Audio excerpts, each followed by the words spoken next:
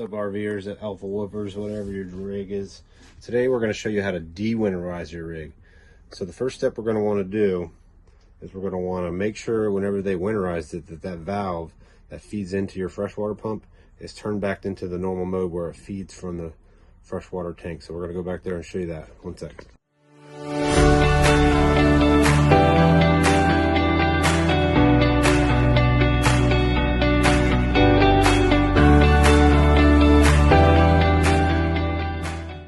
So now we're going to go up to our water pump, our panel, make sure our water pump is on. I'm using the freshwater tank option. I like to do that just so I can flush that tank at the same time. So there's the little valve. You're just going to want to circle it to where it's in line with the flow of your freshwater tank. So down that goes to your freshwater tank. This goes into your pump. So right now we're taking water from our freshwater tank to our RV. You're just going to go ahead. Now you got water filling the tank. Your valve's open. Your water pump's on. You're going to want to go ahead and just open your valve and let that thing stuff flow. It's going to let Ghostbusters for a little bit, but eventually it'll get all that water out of there. There we go. I'd say do this for about a minute to 2 minutes. There you go. Now you see it a little bit cleaner. It's pretty much the reverse process of winterizing it.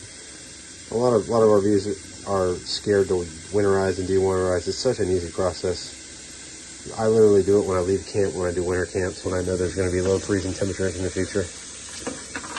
This is a good time to test all your plumbing to see if you got any leaks. And it just prevents that camping trip from being less chaotic. I'm going to go ahead and say this one's pretty much flush. We'll do some more when we get to camp for the first time, but let's go ahead and switch it over to the other side. Same process. Flush that pink stuff out of there. The stuff's safe if it's still kind of liney lines. I mean, I wouldn't recommend making a cocktail, but it will not harm you. But I do suggest that you flush it as much as you can. But if you're paranoid about it, don't worry. You're not going to die. Also want to make sure if you have any hose sprayers that you use, you just want to flush those too as well. All right, now we're in the bathroom. Toilet for sure. Same thing. Toilet's pretty clean, so there's no special treats down there for anyone. And then now, off to the faucet. All right, so faucet, water's on right now, guys. We're just gonna go ahead and test each valve, make sure there's no leaks. Good thing to do before you close all this up. This is your chance to see anything. You're just gonna want to get all the air out of the line. Try to aim it to the valve, the drain as much as possible. We'll use some of the cleanup afterwards. My camera's on level right now, so all the water's gonna float over there.